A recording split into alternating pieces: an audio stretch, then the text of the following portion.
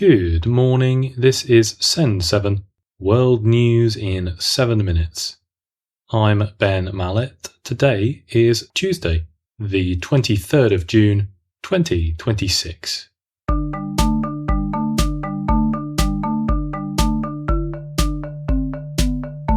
Starting in Europe.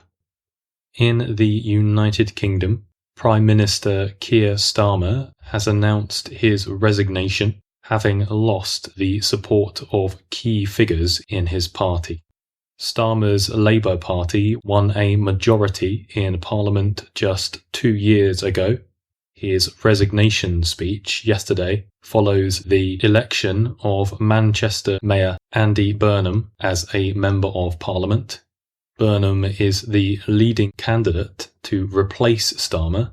Starmer said that Britain was stronger and fairer because of his time as Prime Minister. Every decision I've taken has been about putting the country I love first. That is why I will resign as leader of the Labour Party. I will also give my successor my full and unequivocal support, knowing that they will inherit a Britain that is far stronger and fairer than the one I inherited 2 years ago. Across France, 13 people have drowned in 2 days during the ongoing heatwave. Some areas of France reached as high as 42 degrees Celsius. A spokesperson for the French Civil Safety Service warned people to only swim in safe areas when they attempt to cool off. Hungary will begin steps to remove its president, according to Prime Minister Péter Magyar.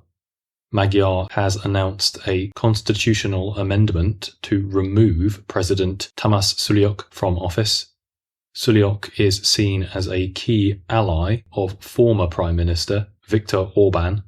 Hungary will also introduce a range of anti-corruption laws in what Magyar has called Operation Purgatory. Africa. In Ethiopia, parliamentary elections were won by the ruling Prosperity Party.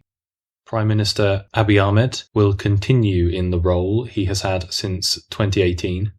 The Prosperity Party won 438 seats in Parliament and needed only 247 seats to secure another majority. Some parts of Ethiopia did not vote in the elections in what the government has called unfavourable conditions caused by an ongoing civil war. The Democratic Republic of Congo has confirmed more than 1,000 cases of people infected with Ebola. Some experts have warned that this outbreak could surpass an outbreak of Ebola from 2014 to 2016, which killed 11,000 people across West Africa. The Americas. Colombia's presidential elections have been won by the right-wing candidate Abelardo de la Espriella, according to an initial ballot count. De la Espriella narrowly won the election by less than 1% of votes, winning 250,000 more votes than his rival Ivan Cepeda. De la Espriella had promised to lower taxes and strengthen security in Colombia in his presidential campaign. Cepeda's historic PACT party remains the largest party in Colombia's Senate and lower house, which could limit De la Espriella's ability to pass laws.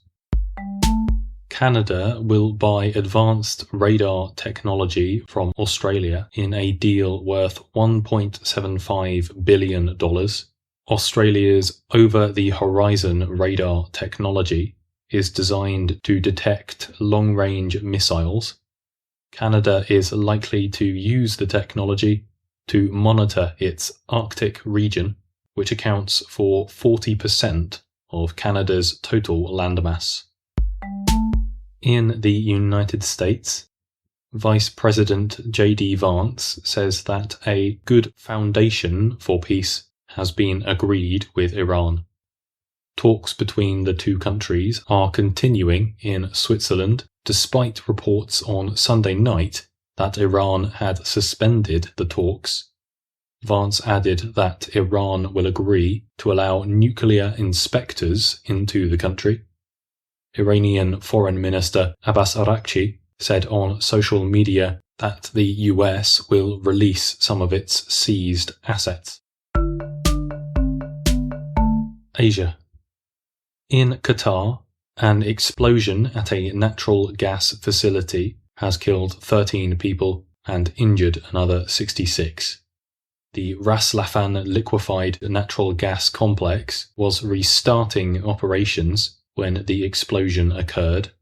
The facility has been shut down since March following an attack by Iranian missiles and drones. Qatar says the explosion was an accident and not an attack.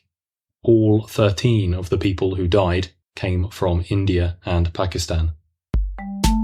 Indian company Tata Electronics has been subject to a cybersecurity breach. Tata Electronics makes electronic components, including semiconductors. The breach may have leaked secret information about products belonging to companies including Apple and Tesla, who are both customers of Tata Electronics. And also in India, artificial glaciers are helping some farmers to grow crops in extreme conditions. In villages around the Himalayan mountains, melting glaciers are a key source of water for crops in the spring.